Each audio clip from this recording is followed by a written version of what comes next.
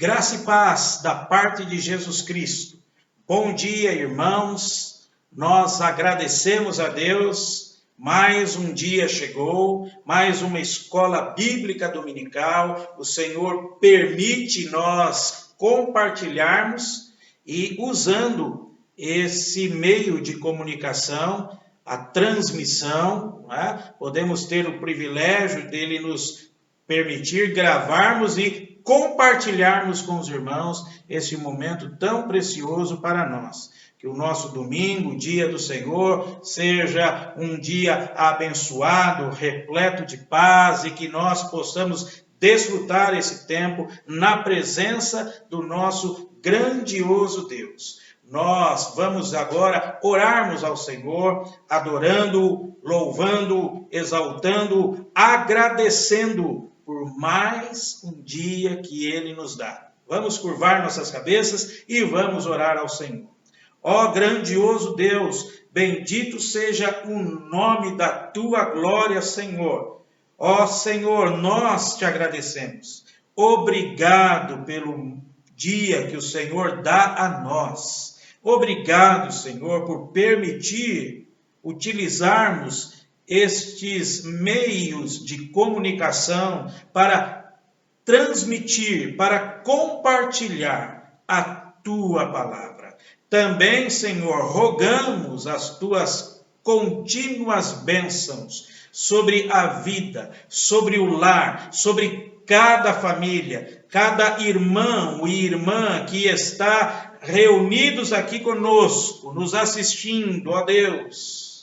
Levante sobre eles o seu rosto e continuamente conceda a cada um a paz. Bendito seja o nome da Tua glória. E também, ó Deus, rogamos, Santo Espírito, nosso instrutor, venha, como sempre o Senhor tem feito, conduzir-nos, abrindo a nossa mente para podermos meditar na Sua palavra, abrindo a nossa mente para, ó Deus, termos entendimento e discernimento da Tua palavra que é viva e que é eficaz. Aplica a Tua palavra no nosso viver para o louvor da Sua glória e todos os momentos desta escola bíblica dominical seja para enaltecer o Teu santo e excelso nome. Bendito seja o Teu nome, Senhor. Assim nós oramos como Teu povo, oramos nos méritos de Jesus Cristo. Amém, Senhor. Amém. Irmãos, eu vou ler um texto bastante conhecido nosso, o Salmo 133, que nos fala assim: ó, como é bom e agradável viverem unidos os irmãos. É como o óleo precioso sobre a cabeça, o qual desce para a barba de Arão, e desce para a gola de suas vestes. É como o orvalho do Hermon, que desce sobre os montes de Sião. Ali ordena o Senhor a sua bênção e a vida para sempre. Bendito seja o nome do Senhor. Que seja nossa oração constante a pedirmos ao Senhor que Ele nos dê consciência do significado da expressão encontrada no primeiro versículo desse texto. Ó, como é bom e agradável viverem unidos os irmãos. E esse texto não fala para nós simplesmente um ajuntamento, reunidos no mesmo lugar. Aqui fala de uma unidade que o Senhor mesmo construiu. Pois o Senhor mesmo ensina em Sua palavra que há um só corpo, uma só fé. O povo de Deus, ele é um, só existe um povo. Embora nós, muitas vezes, queremos dividi-lo, mas o povo é um só. E o povo de Deus, ele é unido quando intercede uns pelos outros, quando deixam os seus interesses próprios para tão somente cumprir o propósito a qual Deus deu a nós. Ou seja, glorificar o seu nome e transmitir a sua bendita palavra, palavra de vida. É nesta unidade que diz o texto que o Senhor ordena a sua bênção. Irmãos, que possamos ter sempre a certeza que nós somos o povo a quem Deus libertou, o povo que Deus comprou, e hoje somos verdadeiramente livres. E que rogamos sempre, Senhor, dá-nos a compreensão desta unidade que o Senhor aqui expressa, que os seus servos lá no passado expressavam com esse cântico. Ó quão bom e agradável viverem unidos os irmãos. Que o Espírito Santo de Deus faça com que nós realmente estejamos conscientes do significado desta unidade para o louvor da glória do nosso Deus. Irmãos, nós também queremos agradecer nesta manhã por 2 irmãos nossos na fé, irmãos aqui da igreja, que o Senhor deu o privilégio para que eles completassem mais um ano de vida. Nós agradecemos a Deus pela vida da Ana Júlia, que Deus fortaleça e sustente a sua vida. Agradecemos a Deus também pela vida do nosso irmão, diácono Fernando, que Deus fortaleça e abençoe a sua vida. Agradecemos a Deus por esses aniversariantes que completaram mais um ano de vida. É um grande privilégio quando o Senhor dá a nós esta oportunidade de podermos comemorar o nosso aniversário. Parabéns aos irmãos, que Deus abençoe grandemente a vida de vocês. Irmãos, vamos louvar ao nosso Deus, abrindo os nossos hinários e louvando ao Senhor com o hino de número 49, que tem como título Sempre Vencendo. Louvemos ao nosso Senhor Jesus com este hino.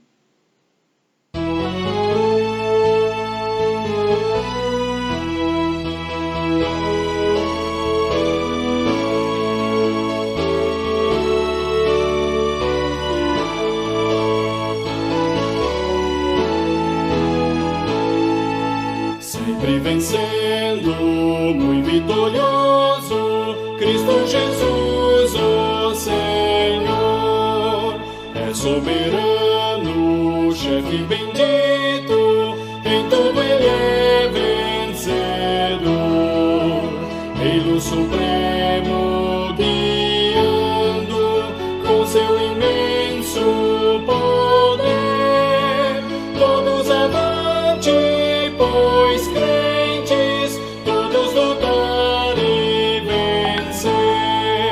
Não é dos fortes a vitória, nem dos que correm melhor, mas dos fiéis e sinceros que seguem junto ao Senhor. Sempre vencendo, muito vitorioso, Cristo Jesus, o Senhor, em suas hostes inumeráveis, seu grande império e fulgor, em seu governo demonstra cuidado e amor sem igual, sempre nos ama e protege com seu poder eternal.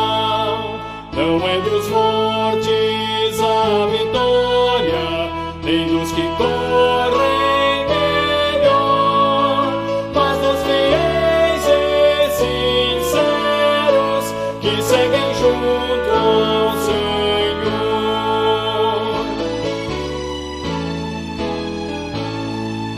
Sempre vencendo, muito vitorioso, Cristo Jesus, o Senhor. Reis e vassalos, servos e chefes, querem também seu favor. Senhor, desejo e te imploro que me permitas lutar sempre ao teu lado e vencer. até meus dias findar. Não é dos fortes a vitória, nem dos que correm melhor, mas dos fiéis e sinceros que seguem junto ao Senhor.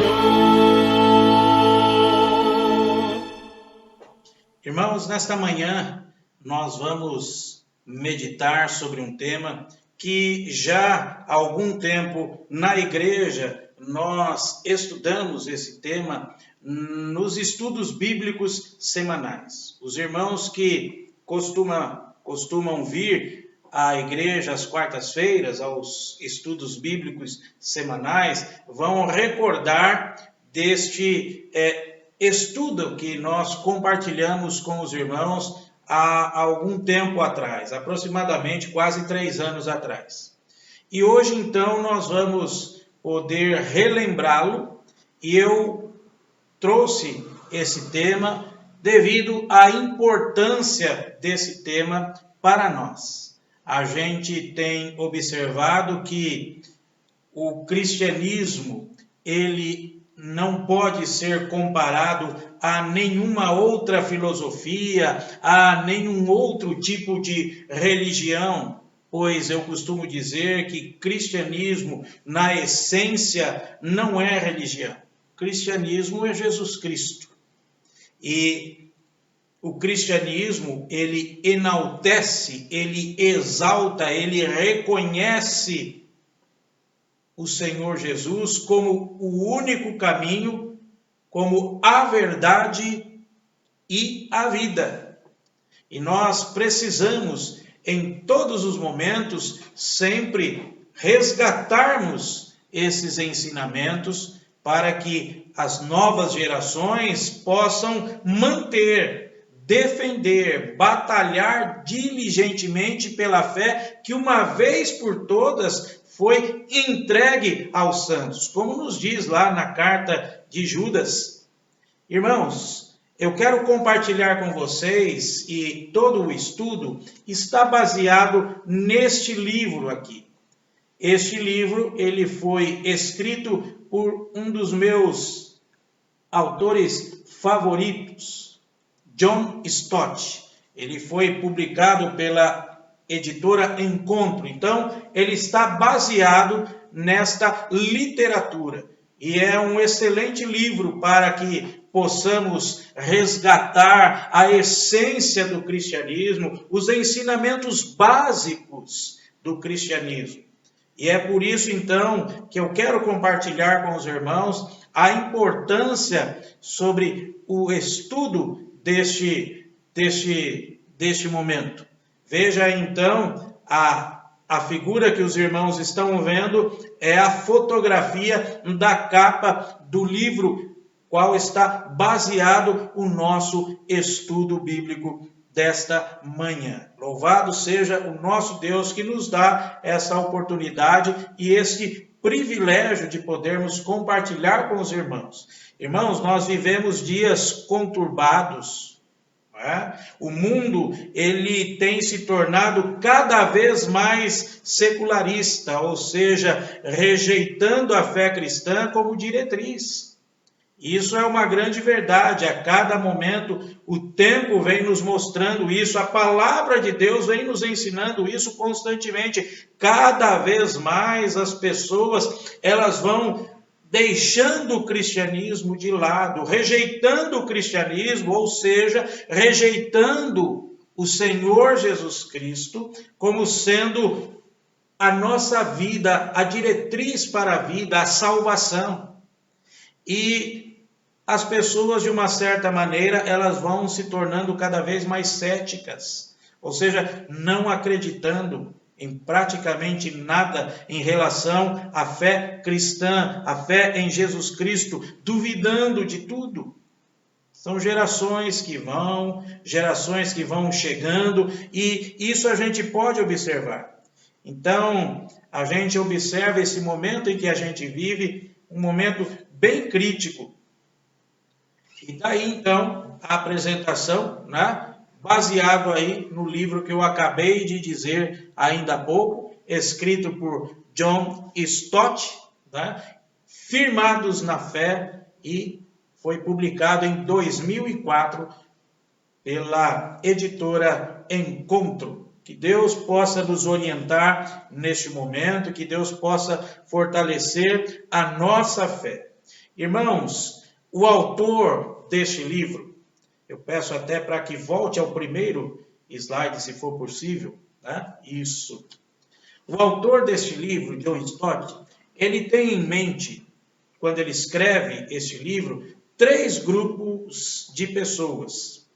E com certeza nós vamos nos encontrar em um desses grupos. Então, como John Stott diz, 3 grupos de pessoas aqui. Vamos ver se nós estamos envolvidos em um desses grupos. O primeiro grupo, ele escreve os que creram em Cristo há pouco tempo.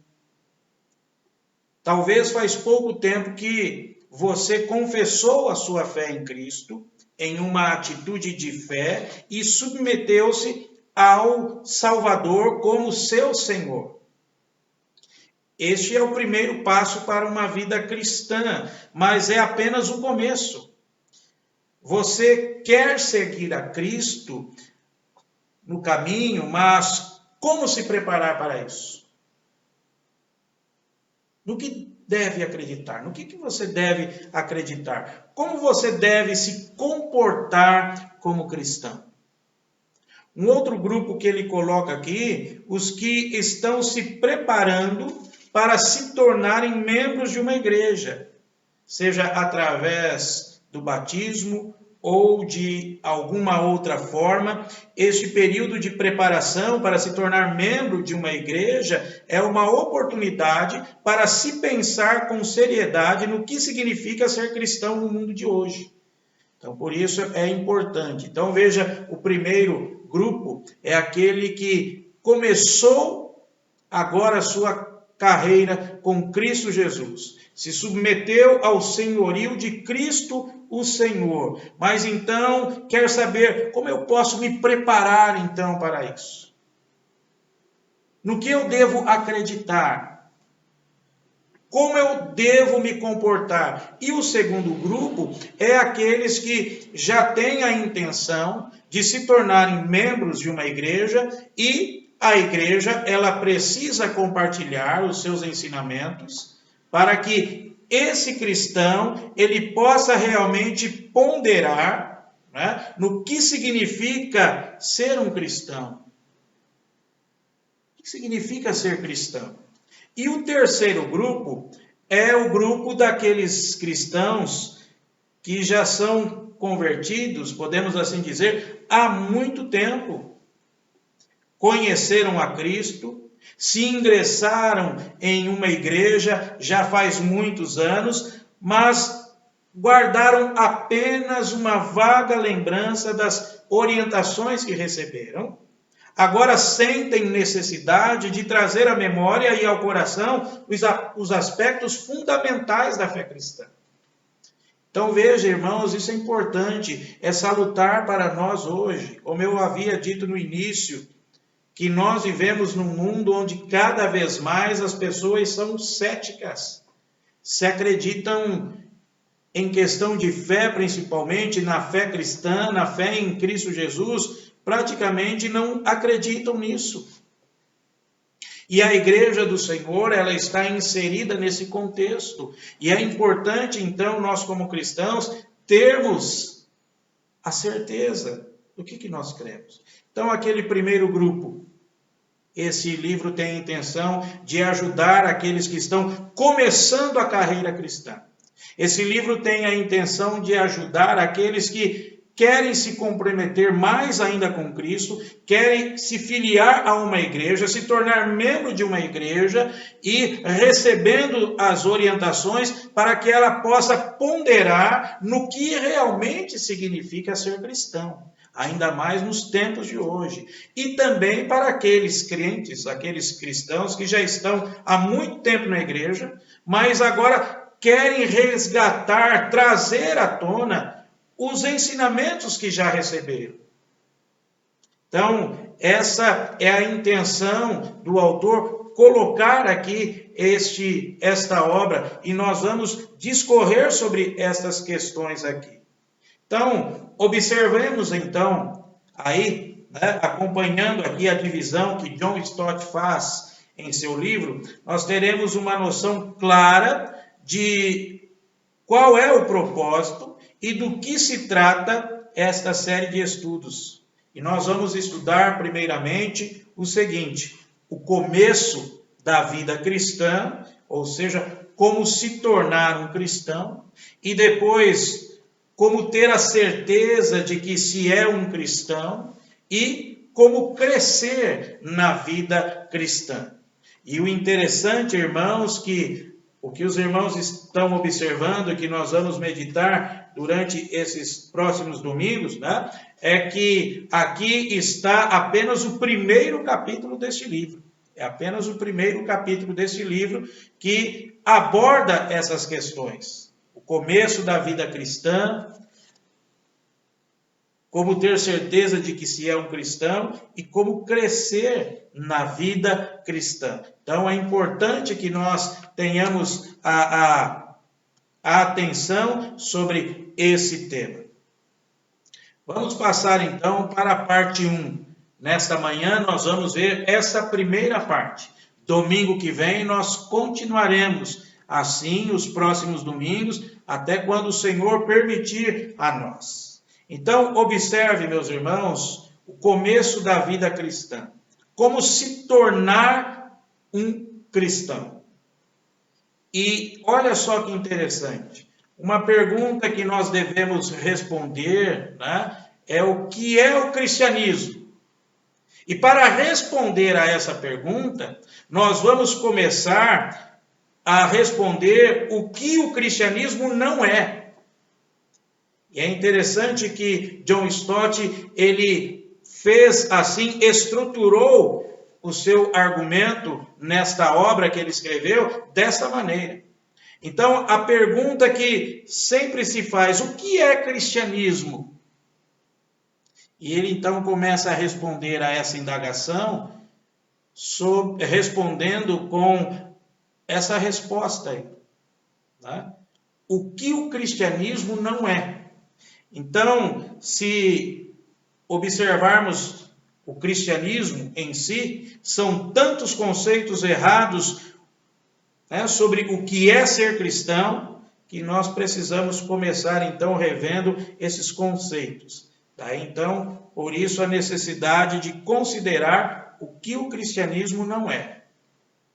Primeiro ponto que está aí, o cristianismo, ele não é em sua essência um credo, uma profissão de fé.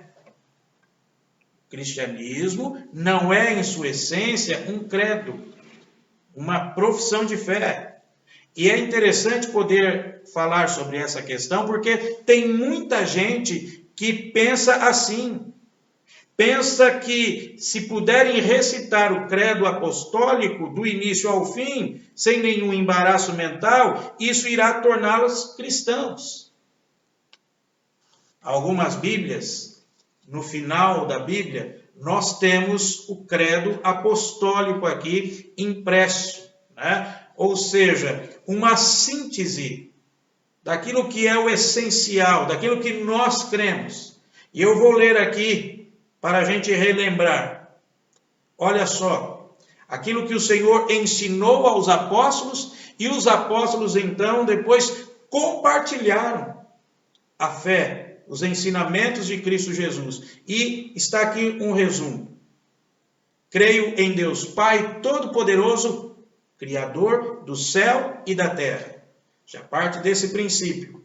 Como cristão, crentes em Cristo Jesus, nós devemos ter a convicção deste fato, que o nosso Deus, o Todo-Poderoso, é o Criador do céu e da terra. Ele é o Criador. O universo, as coisas não aconteceram por uma explosão ou por bilhões e bilhões de tempo, não. O Senhor fez tudo exatamente como planejou. Aí continuamos. Creio em Jesus Cristo, seu único Filho, nosso Senhor, qual foi concebido por obra do Espírito Santo, nasceu da Virgem Maria, padeceu sob o poder de Pôncio Pilatos, foi crucificado, morto e sepultado. Desceu ao Hades, ressurgiu dos mortos, ao terceiro dia subiu ao céu. Está assentado à mão direita de Deus, Pai Todo-Poderoso, de onde há de vir julgar os vivos e os mortos. O cristianismo é Cristo Jesus. Veja, aqui há elementos históricos e aqui há elementos sobrenatural do nosso Deus. Então, esse é o ensinamento dos apóstolos, é o ensinamento de todos aqueles que se diz ser cristão. O cristão autêntico, ele crê nessas benditas verdades. E mais, creio no Espírito Santo, na Santa Igreja Universal, na comunhão dos santos, na remissão dos pecados, na ressurreição do corpo, na vida eterna. Amém. Então aqui está o credo apostólico. E muita gente então imagina que é cristã porque simplesmente ela decorou ou ela fala sem embaraçar. Olha, eu digo isso, então eu sou um cristão. Mas veja, irmãos, é certo que o cristianismo possui um credo e a crença cristã é muito importante, mas é possível alguém aceitar todos os quesitos da fé cristã e ainda assim não ser cristã. A melhor prova disso, nós encontramos um texto interessante aqui, que está registrada na carta de Tiago, no capítulo de número 2, versículo 19, que diz assim, Tiago 2,19, crês tu que Deus é um só? Fazes bem. Até os demônios creem e tremem. Então, irmãos, cristianismo, ele não é, em sua essência, simplesmente um credo. Você ter conhecimento e até mesmo alguma noção bíblica. Eu sempre gosto aqui de citar o exemplo do meu pai. O meu pai, eu já compartilhei isso com os irmãos, ele conhecia, ele lia a Bíblia. Por incrível que pareça, ele lia a Bíblia e sabia muitas referências bíblicas. Mas nunca foi afeito a ir à igreja, a participar do culto. Nunca observamos ele se entregando a Cristo. É só ele, Deus, é quem sabe de todas as coisas. É interessante que o meu pai, uma vez, ele sempre gostou de compor músicas. Ele fez uma canção, uma música que os meus tios lá em Bauru, eles cantavam na igreja que eles frequentavam. A melodia, a letra era a mesma, é mais ou menos assim. Ele dizia assim nessa canção, né?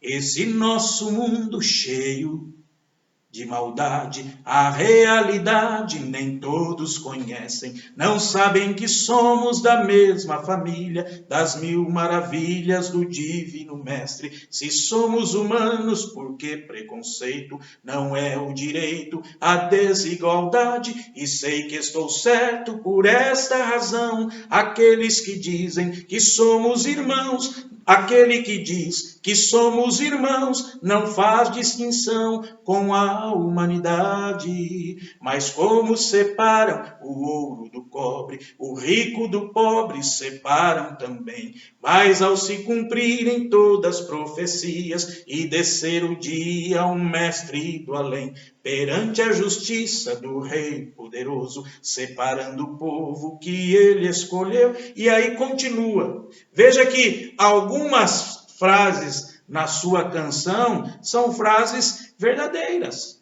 Frases que a palavra de Deus nos ensina. Mas isso não torna uma pessoa cristã. Não é porque ele lê a Bíblia pura e simplesmente e conhece vários versículos bíblicos e ele é capaz de recitar o credo apostólico. Outra questão, saber decor, por exemplo, nós da linha reformada, os 5 pontos do calvinismo, não é isso na essência que vai torná-lo um cristão. Então o cristianismo, na sua essência, ela não é um credo, não é uma profissão de fé. O segundo ponto que está aí, o cristianismo também não é, em sua essência, um código de conduta. Muitos acreditam nisso, tá? E muitos chegam até a dizer o seguinte: olha, na verdade, não importa realmente no que você crê, contudo, que você viva uma vida decente. Tem muita gente que entende assim. Olha, não importa no que você crê, o importante é que você viva uma vida decente, que você não engane ninguém, respeite todo mundo, seja honesto nos seus negócios e etc. Simplesmente as pessoas pensam que, assim sendo, então, já são automaticamente cristãs. Mas o cristianismo não é, em sua essência, um código de conduta.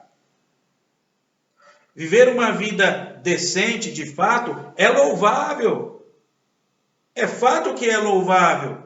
Só que a essência do cristianismo não é a ética. Embora o cristianismo tenha uma ética, aliás, a mais elevada que o mundo já conheceu, com a sua lei suprema, a lei do amor. Mas pode-se muito bem viver uma vida correta sem ser cristão. É possível. Talvez você pode não concordar, não é possível, mas é possível viver uma vida correta, íntegra, sem ser cristão. É possível. Vamos ler o texto que nós temos aqui no Evangelho, Mateus capítulo 19, versículo 26. Mateus 19, versículo 26. Olha só o que diz a palavra de Deus, Mateus 19, a partir do versículo 16. Diz assim para nós a palavra de Deus. E eis que alguém, aproximando-se, lhe perguntou: Mestre, que farei eu de bom para alcançar a vida eterna? Respondeu-lhe Jesus: Por que me perguntas acerca do que é bom? Bom só existe um. Se queres, porém, entrar na vida, guarda os mandamentos.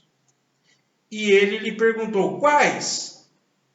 Respondendo Jesus: Não matarás, não adulterarás, não furtarás, não dirás falso testemunho, honra teu pai e tua mãe, e amarás o teu próximo como a ti mesmo.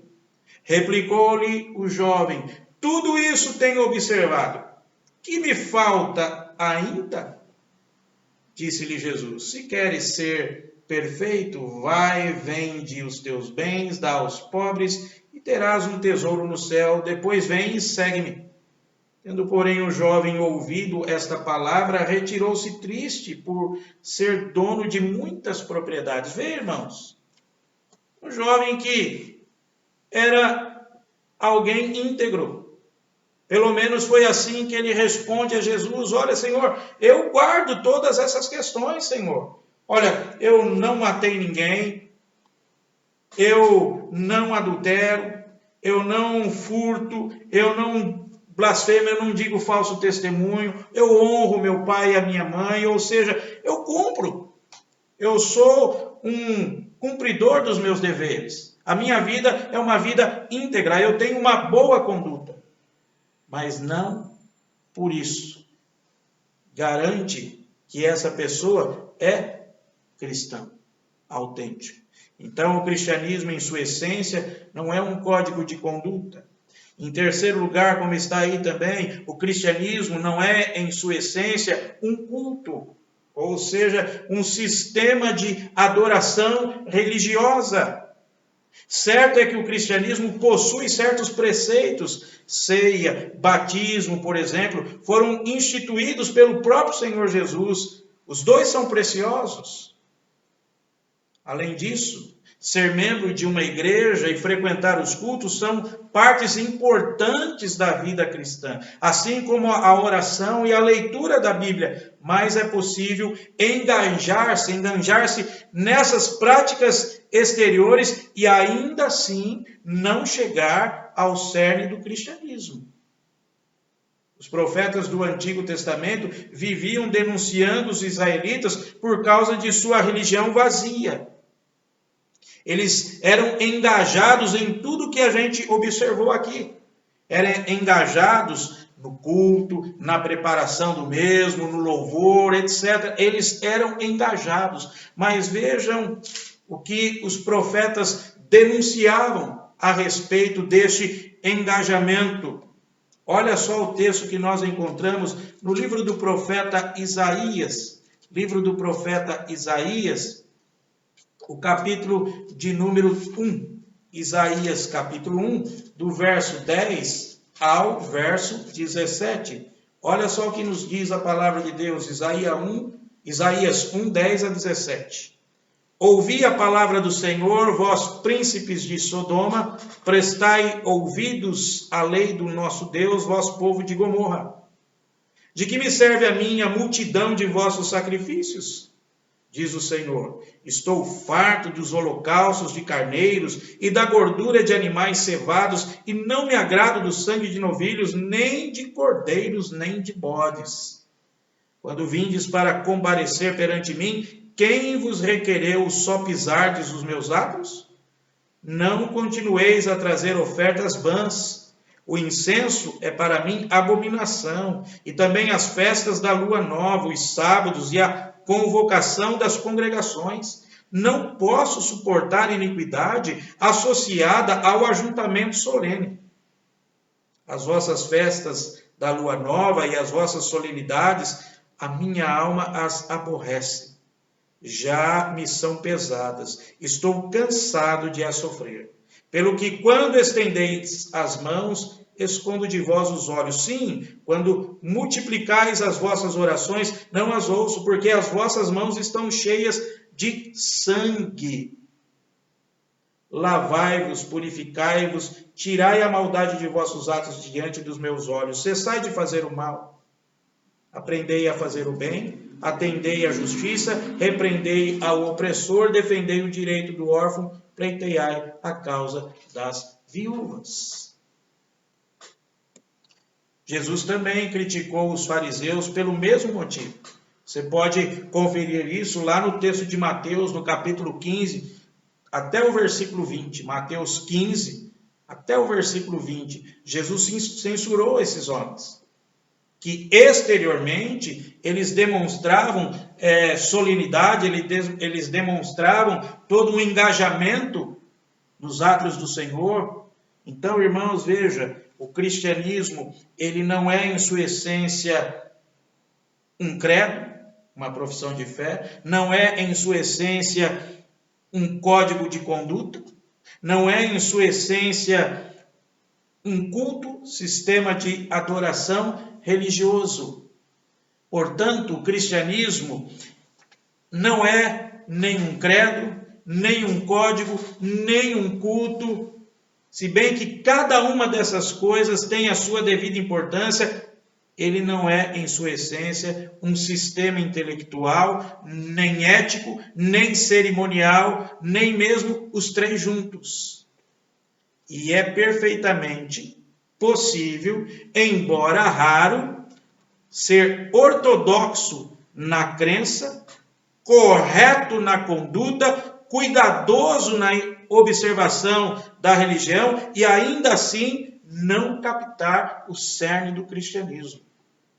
É raro, mas é possível. A pessoa ser ortodoxa na crença, a pessoa ter uma conduta correta, a pessoa ser cuidadosa na observância da religião e ainda assim não captar o cerne do cristianismo. É raro, mas é possível. Um exemplo interessante que John Stott escreveu na sua obra é o exemplo de John Wesley, o grande homem de Deus, né? John Wesley, antes da sua conversão. Olha que interessante que está escrito a respeito de John Wesley sobre a vida deste homem de Deus.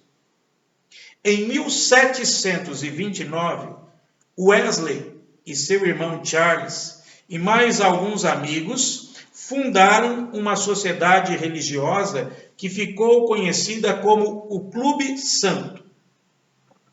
Este grupo era admirável em todos os aspectos.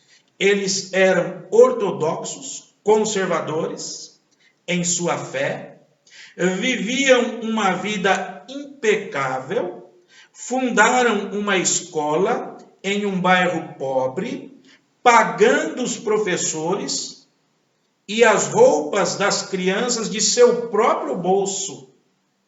Eles eram cheios de boas obras, eram muito religiosos, participavam da Santa Ceia toda semana, jejuavam nas quartas e sextas-feiras, seguiam rigorosamente as horas de oração. Olha só que interessante. E apesar dessa combinação extraordinária, de tudo que nós lemos aí, John Wesley iria concluir posteriormente que durante todo esse tempo ele não era de fato um cristão. Pode até parecer impossível isso, né? Mas espera, olha só que impressionante. O Clube Santo, esses jovens aqui, jovens ortodoxos, conservadores na fé, a vida, o exemplo de vida deles íntegro. Olha, as boas obras, fundaram uma escola, do bolso deles pagavam os professores e também davam roupa aos alunos que não tinham condições. Olha só, impressionante. Em relação à igreja, eles frequentavam a igreja regularmente, participavam das ceias, das orações, os jejuns, seguiam rigorosamente as horas de oração. Olha só que impressionante. Mas o próprio John Wesley veio a concluir, a chegar à conclusão: olha, naquele período, eu não era um cristão de fato. Olha só que interessante então, né, irmãos? Então, se o cristianismo, ele não é em sua essência, esses pontos que nós estamos observando aqui, né? O que o cristianismo é? O que o cristianismo é? Se a essência do cristianismo não é um credo, não é um código, nem um culto, o que é então? Irmãos, cristianismo é Cristo. O cristianismo não é primordialmente, um sistema qualquer que seja a sua natureza, mas é uma pessoa e uma relação pessoal com essa pessoa. Ou seja, o cristianismo é Cristo. É Cristo Jesus. E o relacionamento pessoal com a pessoa de Cristo Jesus. Isso é o cristianismo na sua essência. Na sua essência. Observe então, meus irmãos, aí sim, as outras coisas agora, elas se encaixam. As nossas crenças e a nossa conduta, o fato de ser membro de uma igreja, de ir aos cultos, assim como a nossa vida devocional, particular e o nosso culto público, tudo isso se encaixa agora. Mas cristianismo sem Cristo é como uma moldura sem quadro. Ou seja, aonde não há Cristo no centro, centralizado, pode ser o que for que você dê o nome.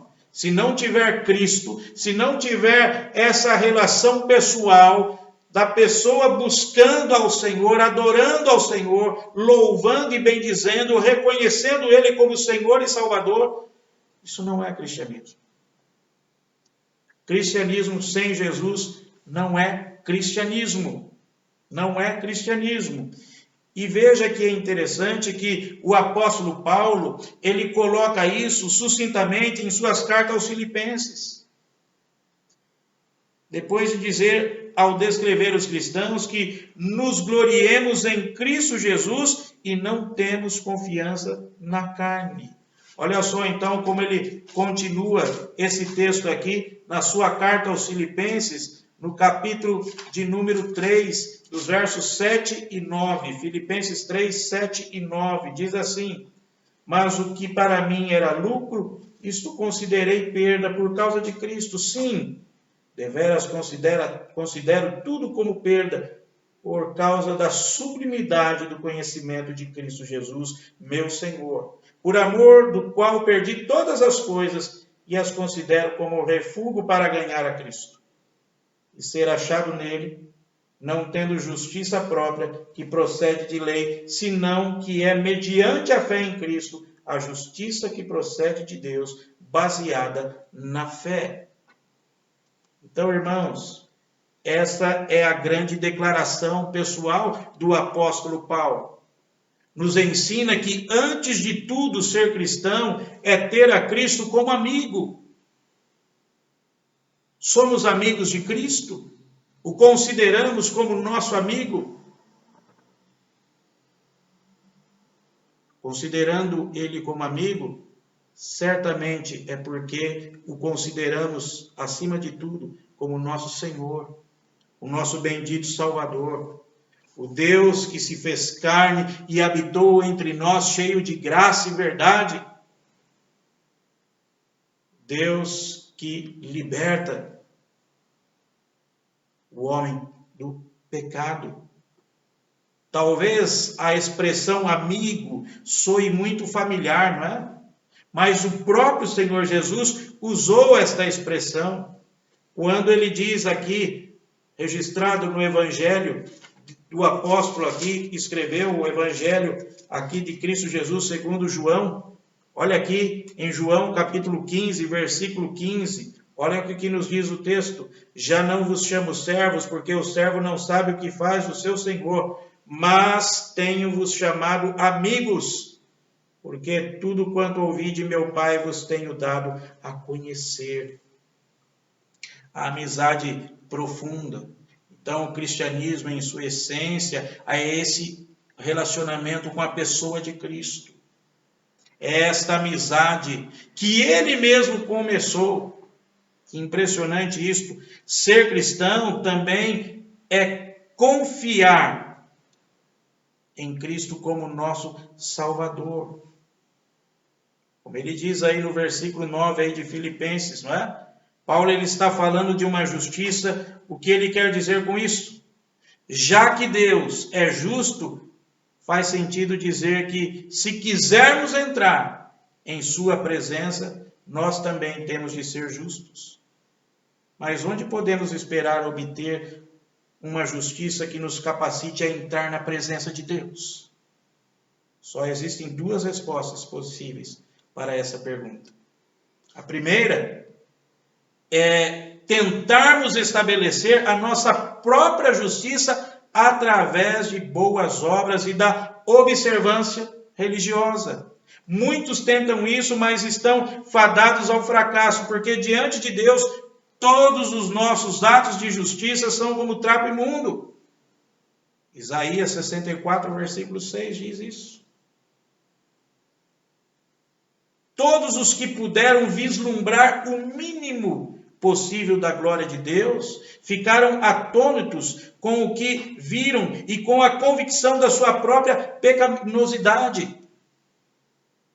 Portanto, é impossível chegarmos a ser suficientemente bons para Deus, por nós mesmos. Isso é impossível. Se achamos que podemos, ou porque temos um conceito muito reduzido de Deus, ou porque temos uma imagem muito exagerada de nós mesmos. Ou provavelmente as duas coisas.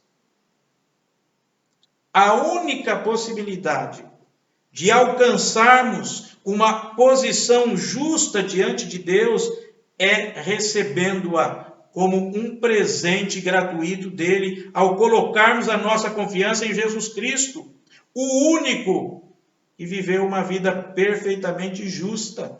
Depois você confere lá na segunda carta aos Coríntios, capítulo 5, versículo 21. E irmãos, e Deus nos aceita em Cristo, não porque sejamos justos, mas porque o Cristo justo morreu pelos nossos pecados e ressuscitou da morte. A nossa salvação não deve ser baseada na nossa ortodoxia, nas obras caridosas ou no zelo religioso, mas somente em Cristo Jesus. É importante que a gente pense, que a gente tenha isso como certeza para nós.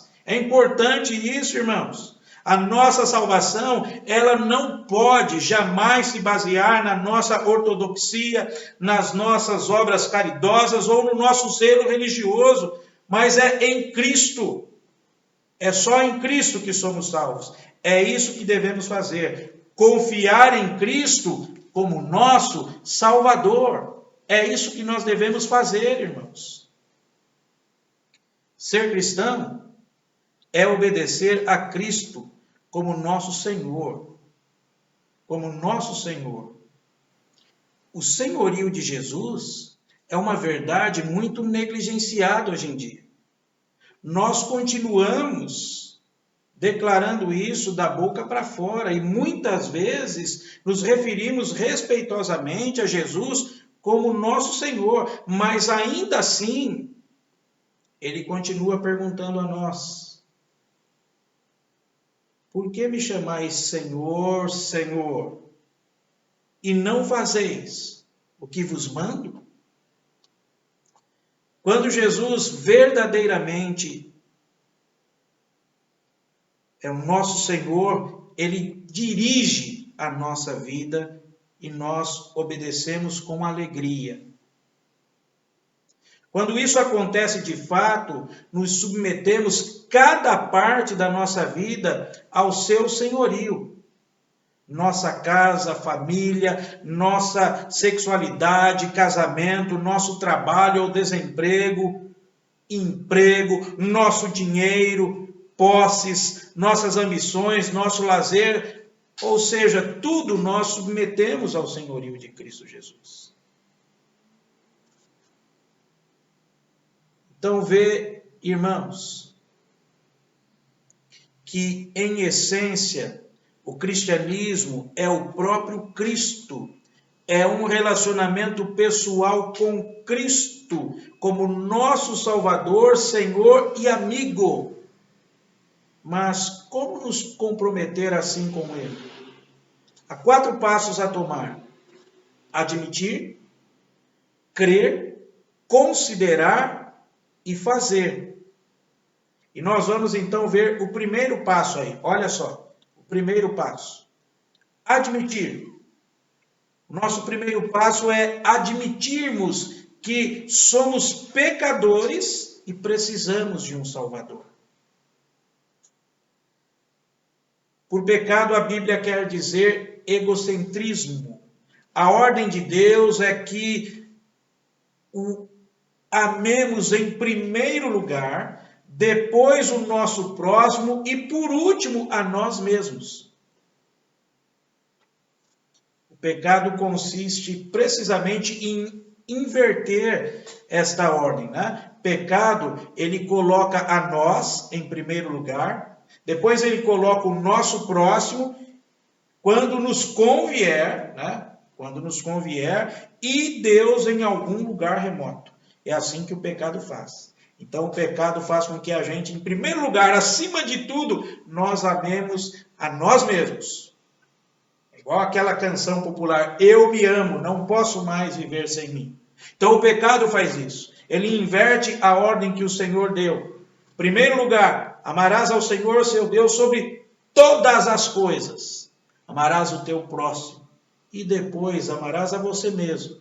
Então a gente observa que o pecado inverte essa ordem e nós podemos observar realmente isso no cotidiano, na nossa jornada aqui. Primeiro, então, se ama a si próprio, é o egocentrismo. Depois, quando for conveniente, eu amo o próximo. E em algum lugar remoto, eu amo a Deus. Além do mais, o nosso pecado nos separa de Deus, pois Ele é absolutamente santo, nosso Deus é santo, Deus não pode conviver com o mal, então a sua ira cai sobre nós. E como consequência, o que nós mais necessitamos é de um Salvador, que possa vencer o abismo que existe entre nós e Deus. Então, a recusa orgulhosa de reconhecer isso, irmãos, já manteve mais gente fora do reino de Deus do que qualquer outra coisa. é essa recusa, é esse orgulho. Nós temos de nos humilhar-nos e admitir que salvar a nós mesmos é algo impossível. Então, o primeiro passo a se fazer é admitir. Admitir que nós precisamos de um Salvador. E esse Salvador é Jesus Cristo, não há outro. Não há outro. Só Jesus Cristo salva. Não é um clichê. É uma verdade centralizada na palavra de Deus. Só Jesus Cristo salva. Deve-se admitir isso. A outra questão é crer. Precisamos crer que Jesus é justamente o Salvador que nós acabamos de admitir que precisamos. De fato, Ele é o único que tem condições necessárias de salvar pecadores, em virtude do que Ele é e do que Ele fez. Quem Ele é? Ele é o eterno Filho de Deus, que se tornou humano em Jesus de Nazaré. O que Ele fez? Olha só esses textos na palavra de Deus, João capítulo 10, versos 11 e o versículo 18. João 10, verso 11 e o versículo 18. Olha só o que nos diz a palavra de Deus. João 10, o versículo 11 e o versículo 18. Eu sou o bom pastor dá a vida pelas ovelhas. Ninguém a tira de mim, pelo contrário, eu espontaneamente a dou. Tenho autoridade para a entregar e também para reavê-la. Este mandato recebi de meu Pai. E Marcos capítulo 10, versículo 41. Marcos 10, versículo 41. Diz assim para nós a palavra do Senhor. Ouvindo isto, indignaram-se os 10 contra... irmãos. Marcos 10, 45. 10, 45.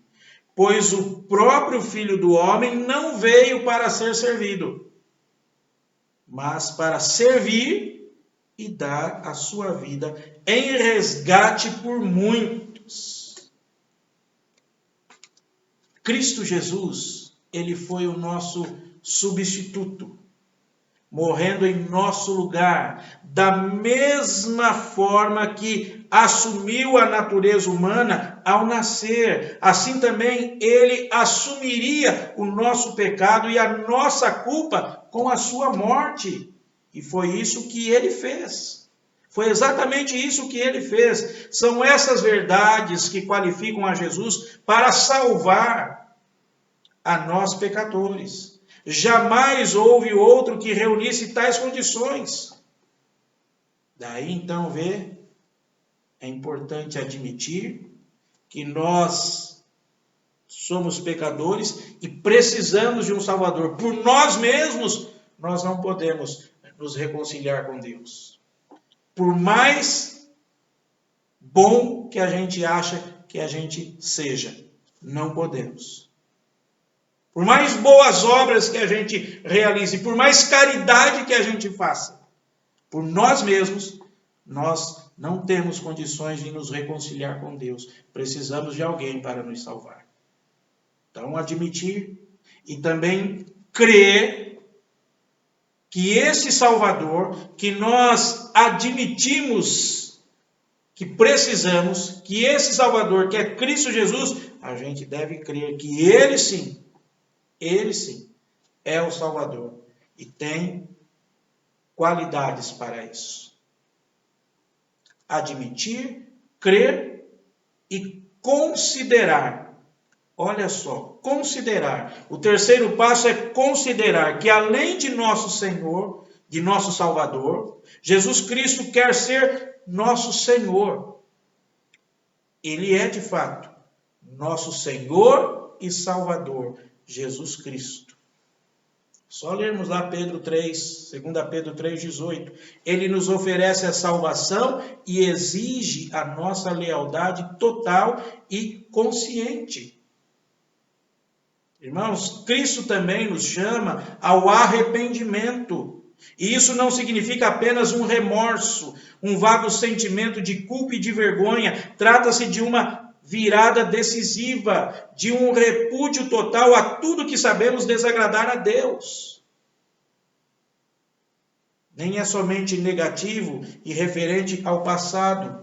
Inclui uma determinação de seguir o caminho de Cristo daqui em diante, de tornar-se seus discípulos e de aprendermos a obedecer aos seus ensinamentos.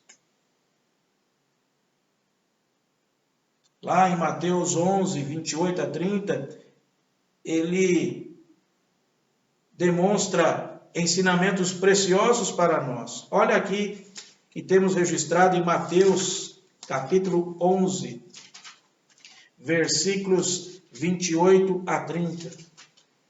Mateus 11, 28 a 30. Vinde a mim todos os que estáis cansados e sobrecarregados, e eu vos aliviarei. Tomai sobre vós o meu jugo e aprendei de mim, porque sou manso e humilde de coração.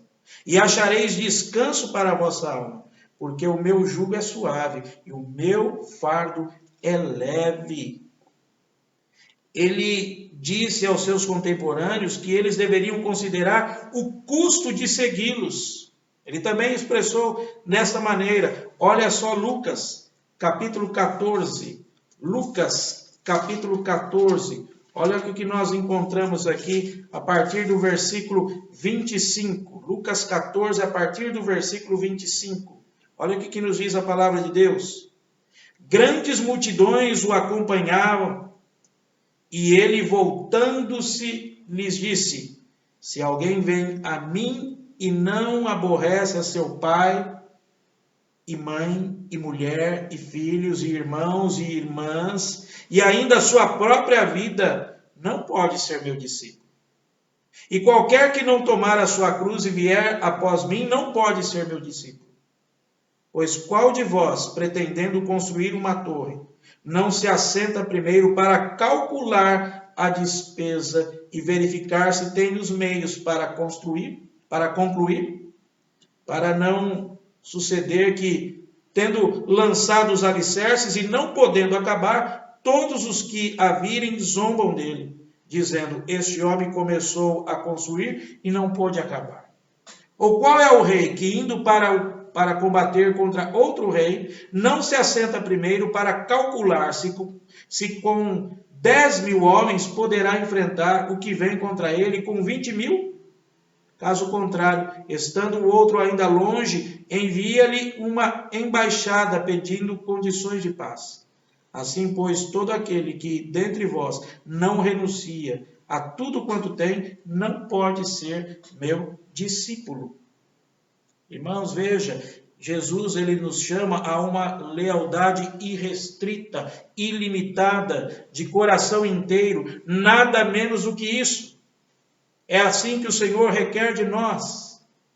Então veja, admitir, crer, considerar o custo, considerar o que realmente significa ser cristão.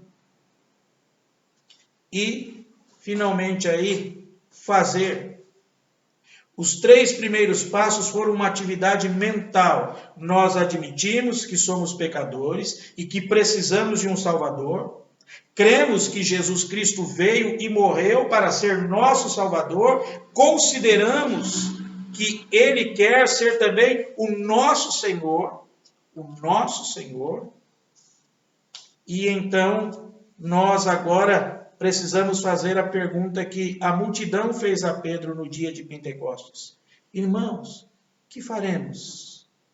Registrada lá em Atos 2:37.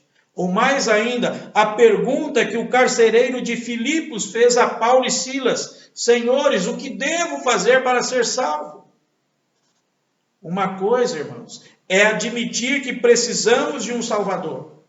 Outra é afunilar a nossa necessidade de Cristo e crer que Ele veio e morreu para ser o Salvador do qual precisamos.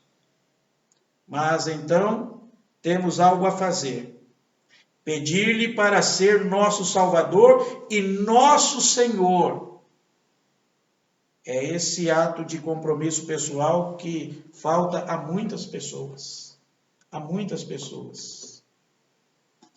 Olha o texto que nós podemos encontrar no livro de Apocalipse, no capítulo de número 3, versículo 20. Apocalipse 3, 20.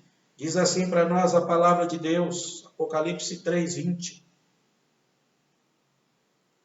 Apocalipse capítulo 3.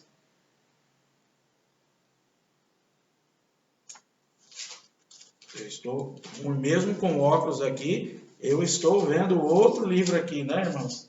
Que coisa, Bíblia Nova, até acostumar com essa Bíblia, capítulo 3, versículo 20. Olha só o que nos diz a palavra de Deus. Eis que estou à porta e bato, se alguém ouvir a minha voz e abrir a porta, entrarei em sua casa e cearei com ele e ele comigo. Aqui está então a pergunta crucial para a qual vínhamos caminhando. Nós já abrimos a porta para Cristo? Alguma vez já convidamos, aliás, o Senhor a entrar? Ele diz, eis que estou à porta e bato. Alguma vez nós convidamos a Cristo para entrar?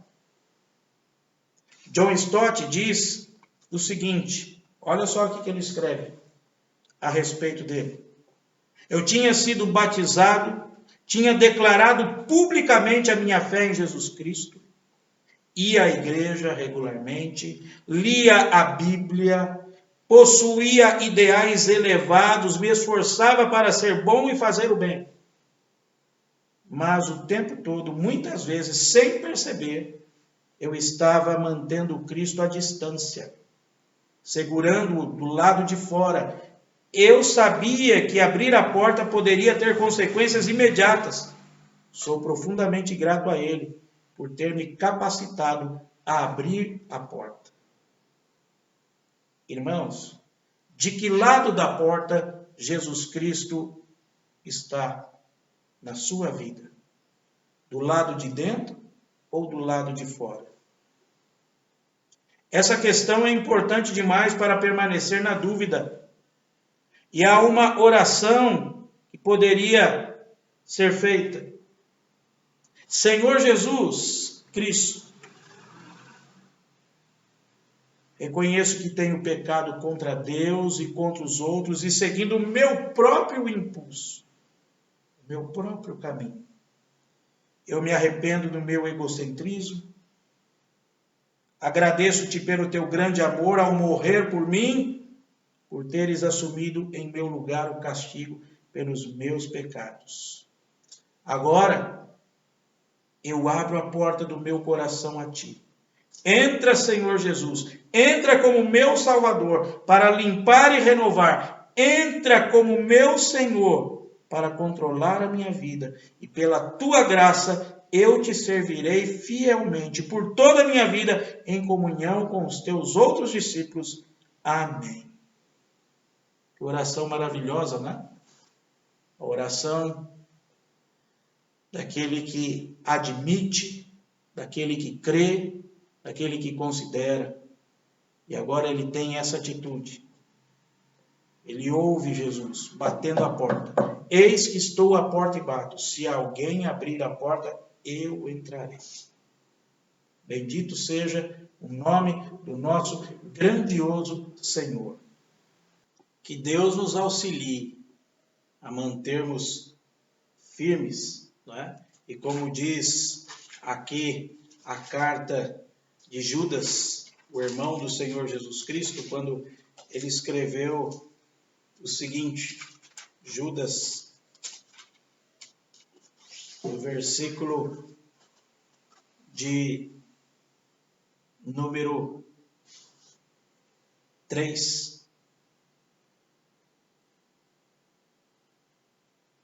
ele diz, amados, quando empregava toda a diligência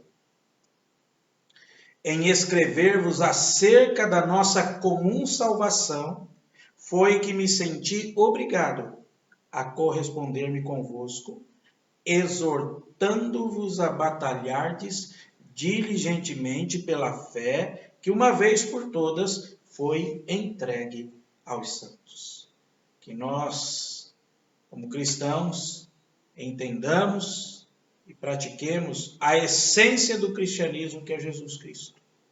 É esse relacionamento pessoal com a pessoa de Cristo Jesus.